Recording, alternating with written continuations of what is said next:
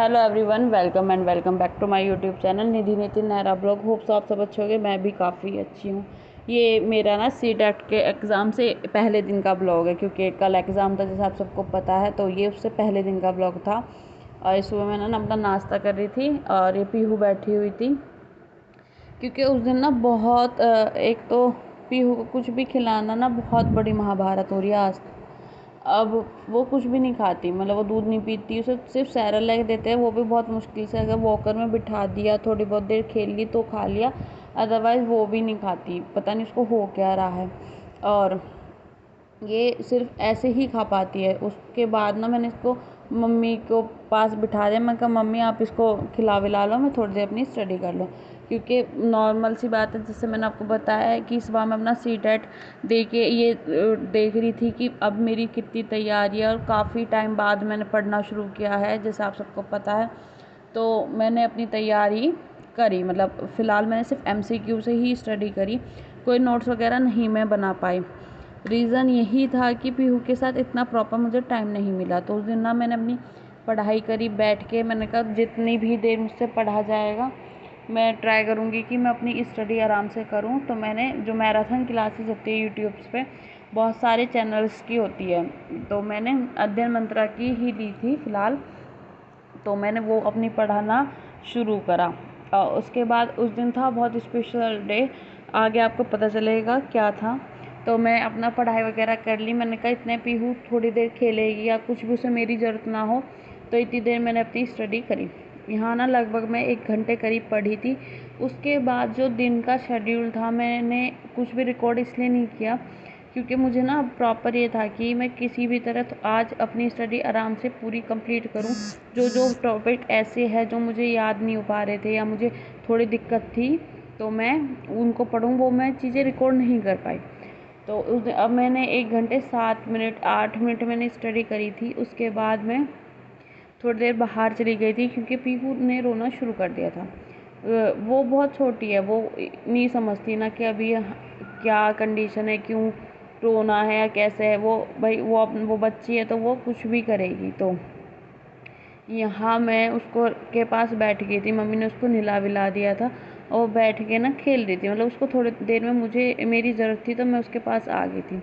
और ये शाम का खाना हम खा रहे थे। उस दिन मैंने दिन में इसलिए शूटिंग किया, मैंने कहा जल्दी जल्दी पहले अपने ही स्टडी कर लो। और उस दिन था मेरी मम्मी का बर्थडे। और ये बर्थडे पे हम ना शाम को कहीं बाहर बाहर तो गए नहीं थे मेरे एग्ज़ाम की वजह से।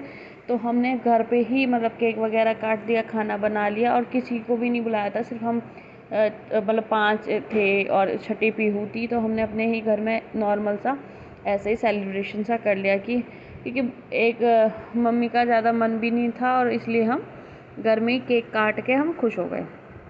तो यहाँ हमारी मम्मी मम्मी पापा बैठे हुए हैं। और उसके बाद क्या हुआ, पीहू भी बड़ी खुश हो रही थी, क्योंकि उसको ये लग रहा था कि सब नए नए कपड़े पहने हुए पीहू ने, कि हम कहीं जाएंगे। और उसे ना केक पसंद भी है, वो नॉर्मली केक खा भी लेती है।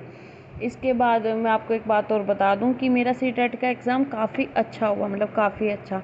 और अब मैं कोशिश करूंगी कि मैं सुपर टेट की तैयारी जल्दी से जल्दी कोशिश करूं, क्योंकि एक बात हो जाती है कि क्या पता कब सीटेट आ जाए, वो सॉरी सुपर टेट आ जाए। तो उसके लिए भी मैं अभी से तैयारी करूंगी, क्योंकि मैं अब प्रॉपर टाइम नहीं दे पा रही, तो थोड़ी थोड़ी अपनी तैयारी करती रहूँगी।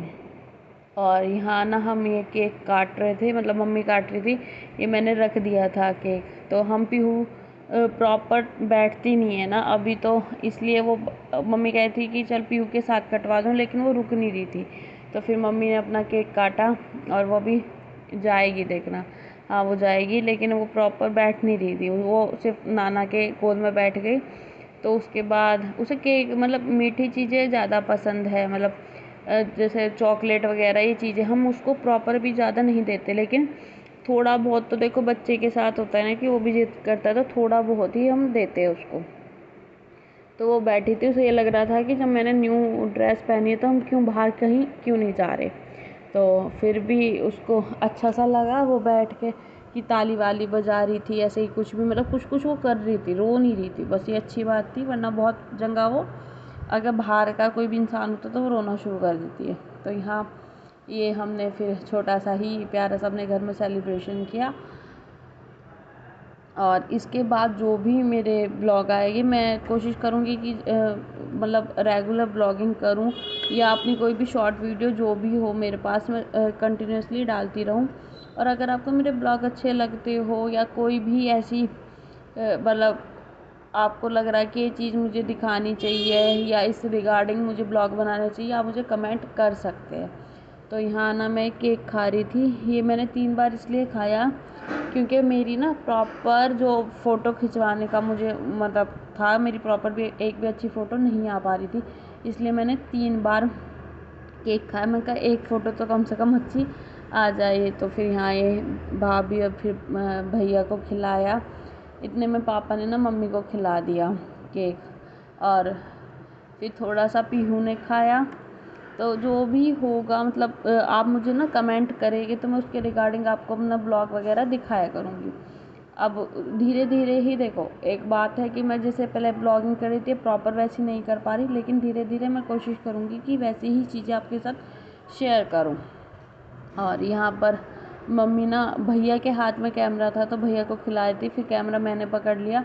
मैंने कहा अब भैया को खिला दो, क्योंकि वो है ना कि फ़ोटो वगैरह भी भाभी खींच रही थी तो थोड़ा अच्छा सा लगे। तो ये ब्लॉग यहीं तक। अगर आपको अच्छा लगा तो प्लीज़ इसे लाइक करो, सब्सक्राइब करो, कमेंट करो। Thank you everyone.